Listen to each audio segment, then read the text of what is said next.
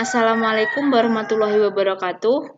Sebelum kami memulai presentasi pada siang hari ini, pertama-tama marilah kita panjatkan puja dan puji syukur kita kehadirat Allah Subhanahu wa taala yang telah memberikan kita limpahan rahmat serta kesehatan kepada kita semua sehingga kita bisa hadir pada siang hari ini. Yang saya hormati Bapak Muhtadin Amri MSAK selaku dosen pengampu mata kuliah Akuntansi Konsolidasi Bank Syariah dan teman-teman semua yang saya hormati. Kami dari kelompok 3 yang beranggotakan, yaitu yang pertama saya sendiri, Dian Puspitasari dengan NIM 4022000131 dan teman saya Eldia Martatiana dengan NIM 4022000141. Di sini kami akan membahas mengenai metode investasi pada instrumen ekuitas. Pada bab metode akuntansi pada instrumen ekuitas, terdapat beberapa subbab, yaitu yang pertama mengenai perbedaan antara metode biaya dan nilai wajar serta metode ekuitas. Yang kedua yaitu mengenai pengakuan dan pengukuran, meliputi metode biaya dan nilai wajar serta metode ekuitas, dan yang terakhir mengenai penyajian dan pengungkapan.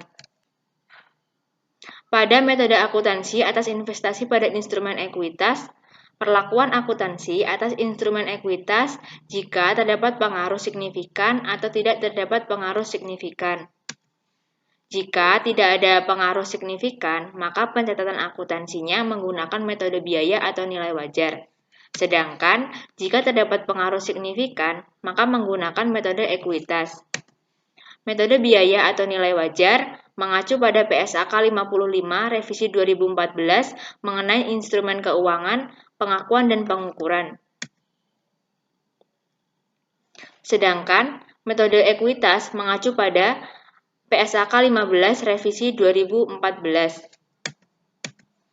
Berdasarkan PSAK 55 revisi 2014, aset keuangan berupa investasi pada instrumen ekuitas diukur pada nilai wajar. Sedangkan investasi pada instrumen ekuitas yang tidak memiliki kuotasi dan tidak diukur pada nilai wajar karena nilainya tidak dapat diukur secara andal dapat diukur menggunakan biaya perolehan. Yang pertama yaitu metode biaya. Pada metode biaya, investasi diakui dan diukur sebesar biaya perolehannya. Sehingga jika tidak terdapat penambahan atau penjualan sebagian dari atas investasi tersebut, maka nilai investasi tidak akan berubah dan disajikan juga sebesar biaya perolehannya.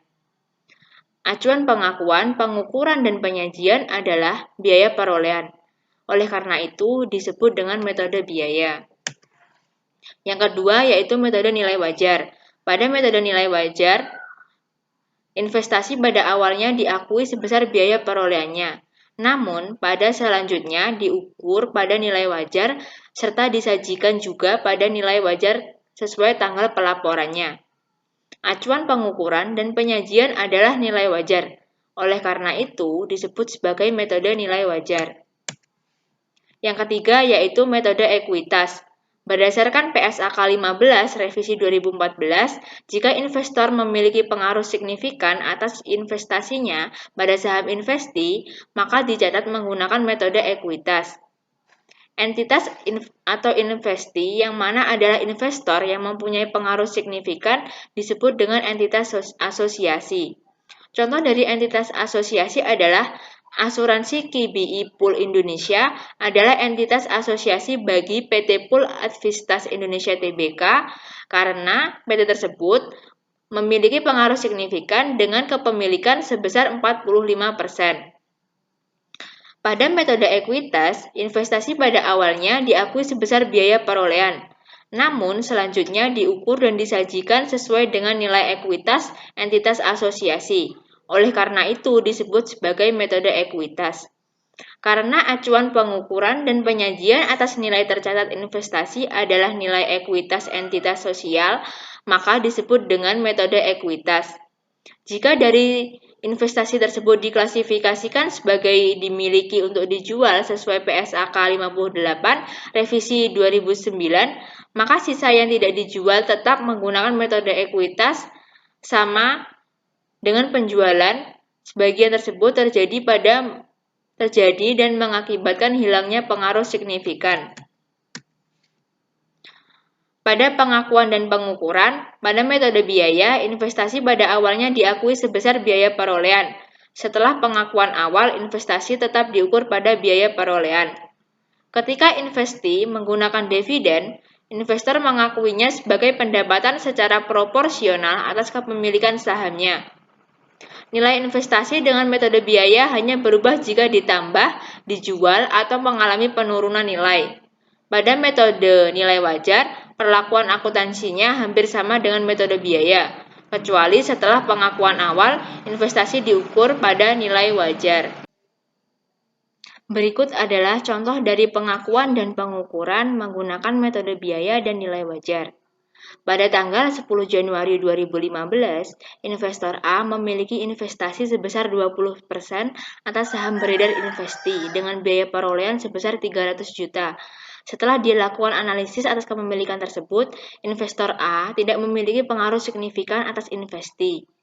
Selama tahun 2015, Investi membagikan dividen pada tanggal 1 April sebesar 100 juta dan melaporkan laba bersih sebesar 200 juta. Pada akhir tahun 2015, nilai wajar saham Investi adalah 110 per lembarnya. Jumlah saham beredar Investi selama tahun 2015 adalah sebesar 15 juta lembar. Ketika perolehan awal, investor A mengakui investasi sebesar biaya perolehan, maka dapat dijurnal sebagai berikut, yaitu investasi di debit sebesar 300 juta dan kas di kredit sebesar 300 juta. Jurnal ini digunakan untuk mencatat perolehan awal investasi. Jika investor A menggunakan metode nilai wajar, maka investasi tersebut harus diklasifikasikan lebih lanjut sebagai nilai wajar melalui laba rugi atau fair value through profit or loss atau tersedia untuk dijual atau bisa disebut sebagai available for sale sesuai PSAK 55 revisi 2014. Pada saat Investi mengumumkan dividen, investor A akan mengakuinya sebagai pendapatan sebesar 20% dikali 100 juta sehingga diperoleh 20 juta. Maka dapat dijurnal sebagai berikut. Pada tanggal 1 April 2015, piutang dividen didebet sebesar 20 juta dan pendapatan dividen dikredit sebesar 20 juta. Jurnal tersebut digunakan untuk mencatat pengakuan pendapatan dividen. Ketika dividen diterima, maka diakui kas akan menghapus piutang dividen. Jika investor A menggunakan metode biaya, maka nilai investasi tetap diukur pada biaya perolehannya, sehingga sampai akhir tahun 2015, nilai tercatat investasi tidak berubah. Jika menggunakan metode nilai wajar, investasi akan diukur sebesar nilai wajar pada tanggal pelaporannya. Jika investor A menyusun laporan keuangan pada akhir tahun 2015, maka diperlukan penyesuaian atas nilai wajar. Maka dapat dijurnal sebagai berikut. Pada tanggal 31 Desember 2015, investasi didebet sebesar 30 juta dan keuntungan atau kerugian selisih dari nilai wajar dikredit sebesar 30 juta. Jurnal tersebut digunakan untuk mencatat pengakuan keuntungan selisih wajar. Nilai di atas merupakan selisih antara nilai wajar pada tahun 2015 yaitu sebesar 20% dikali 15 juta lembar dikali 110 sehingga diperoleh nilai 330 juta dengan nilai tercatat sebelumnya yaitu 300 juta. Maka diperoleh 30 juta yaitu dari selisih antara 330 juta dikurangi 300 juta sehingga diperoleh pengakuan keuntungan selisih wajar sebesar 30 juta. Untuk materi selanjutnya akan dijelaskan oleh teman saya yaitu Eldia Martatiana. Pada Eldia Martatiana dipersilahkan. Baiklah, di sini saya Eldia Martatiana dengan NIM 4022000141 akan melanjutkan presentasi dari Saudari Dian.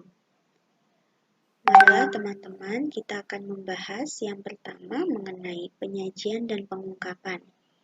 Pada metode biaya investasi disajikan tetap sebesar biaya perolehan yang juga merupakan nilai tercatatnya. Sedangkan dengan metode nilai wajar, nilai tercatat investasi itu disesuaikan dengan tanggal pelaporan. Hal ini sudah sesuai dengan PSAK 55. Pada sebuah contoh, investasi disajikan sebesar 300 juta dengan metode biaya atau 330 juta dengan metode nilai wajar. Berikutnya ini adalah contohnya. Di sini ada tabel penyajian investasi dengan metode biaya atau nilai wajar. Yang pertama berisi tentang aset, yang isinya investasi, deposito berjangka, efek tersedia untuk dijual, efek ekuitas, efek utang, sukuk, properti investasi, penyertaan lain. Dan di sini angka-angka yang telah diklasifikasikan berdasarkan tahun, tahun 2013, catatannya 2012. Dan di sini adalah nama lain dari yang di depan, aset. Contohnya seperti investasi, nama lainnya investment, deposito berjangka, nama lainnya term deposit, dan selanjutnya sampai bawah ya. Silahkan teman-teman nanti dilihat lagi. Oke, kita lanjut pada materi selanjutnya. Investasi yang tercatat dengan metode biaya atau nilai wajar itu termasuk dalam instrumen keuangan. Ini sudah diatur pada PSAK 55. Ketentuan pengungkapan atas instrumen keuangan itu juga sudah diatur dalam PSAK 60. Instrumen keuangan itu adalah pengungkapan yang diungkapkan oleh investor mengenai kebijakan akuntansi atas instrumen keuangan yang berdasarkan kepada klasifikasinya, rincian biaya perolehan, nilai wajar atas investasinya, serta pengungkapan lain yang diperlukan. Oke, kita lanjut.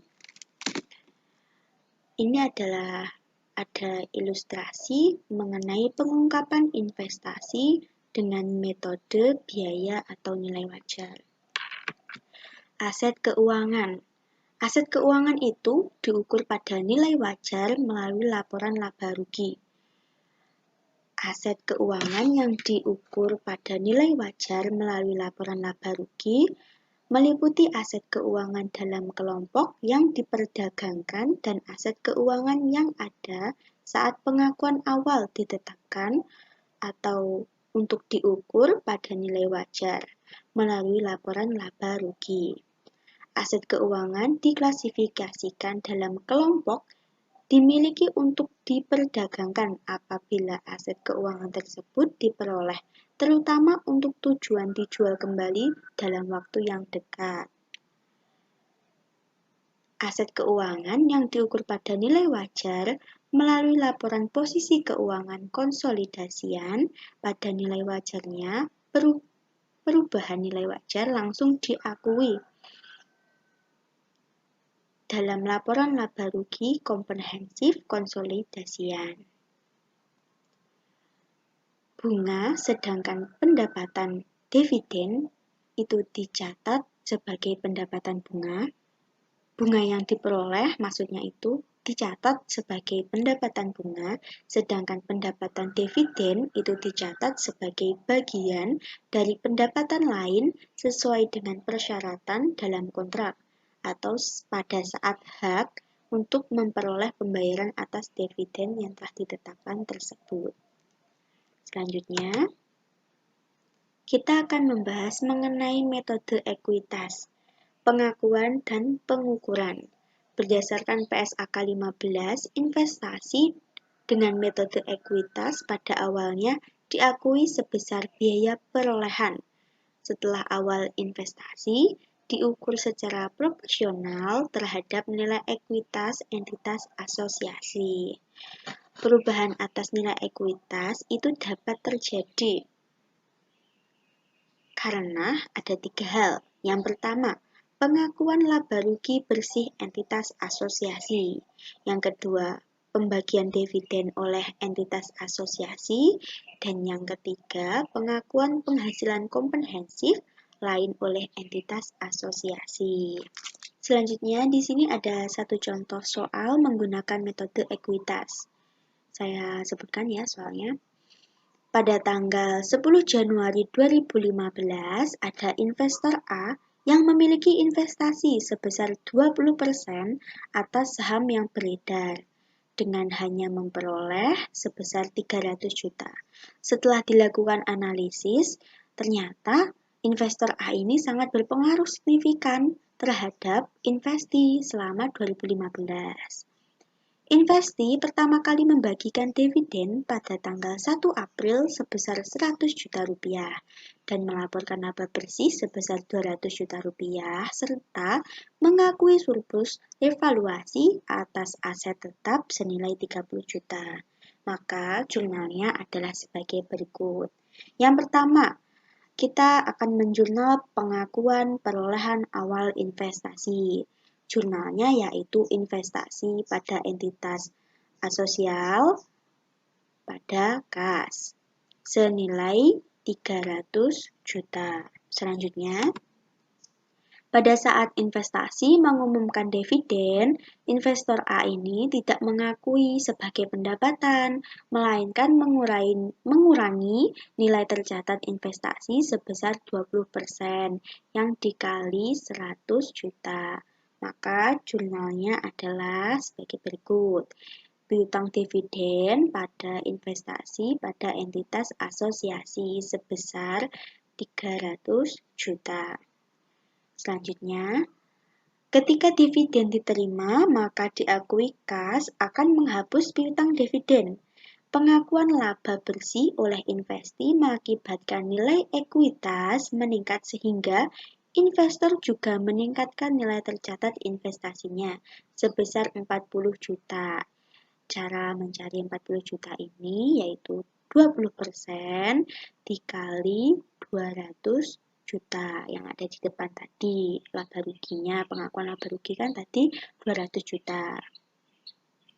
Jurnalnya untuk mencatat pengakuan laba entitas sosial yaitu ini, investasi pada entitas asosiasi pada bagian laba entitas asosiasi sebesar 40 juta. Selanjutnya, sedangkan pengakuan surplus revaluasi atas aset tetap oleh investi juga mengakibatkan peningkatan nilai ekuitas, sehingga investor mengakui peningkatan nilai tercatat sebesar 6 juta. Caranya, 20% dikali 30 juta. 30 juta itu didapat dari mana sih? Ya dari depan tadi yang ada. Kan itu kan tadi ada toh mengakui surplus revaluasi aset tetap senilai 30 juta. Yaitu cara mencari yang 6 juta ini 30 juta dikali 20% hasilnya itu 6 juta. Untuk jurnalnya yaitu investasi pada entitas asosiasi pada penghasilan komprehensif lain. Catatan yang harus teman-teman tahu. Peningkatan nilai tercatat investasi tersebut tidak diakui sebagai pendapatan bagian laba atas entitas asosiasi karena bukan berasal dari laba bersih investi, melainkan penghasilan komprehensif lain investi, sehingga juga diakui oleh investor sebagai penghasilan komprehensif lain di ekuitas. Nilai tercatat investasi pada akhir 2015 itu menjadi 326 juta. Selanjutnya yaitu perolehan pada periode entrim. Jika perolehan investasi dilakukan pada periode entrim, misalnya tadi 1 April 2015, maka bagian atas laba bersih dilaporkan investi hanya dilakukan oleh investor A untuk periode 1 April 2015 hingga 31 Desember 2015 saja. Sedangkan penerimaan dividen tidak dipengaruhi tanggal perolehan sepanjang investor A masih memiliki hak atas dividen tersebut. Misalnya, jika dividen diusulkan lancar pada tanggal 1 Mei 2015 dan investor A dinyatakan berhak menerima dari investor A, jadi investor A itu mengakui dividen tersebut secara proporsional atas kepemilikannya.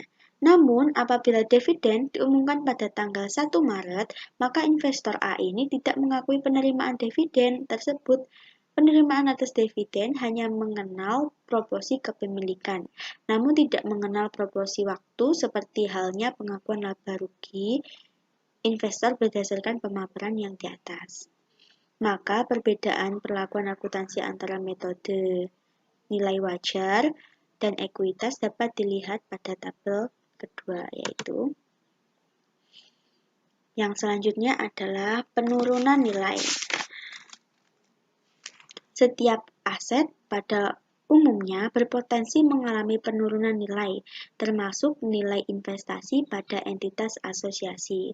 Investasi pada saham merupakan instrumen keuangan sehingga investor menerapkan prasyarat dalam PSAK 55 untuk menguji apakah terdapat indikasi tambahan rugi menurun nilai atas entitas pada entitas asosiasi.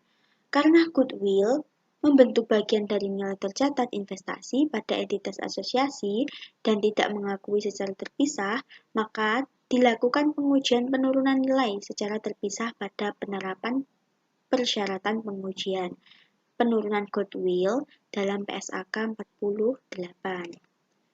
Sebagai gantinya, seluruh nilai tercatat investasi diuji penurunan berdasarkan PSAK 48.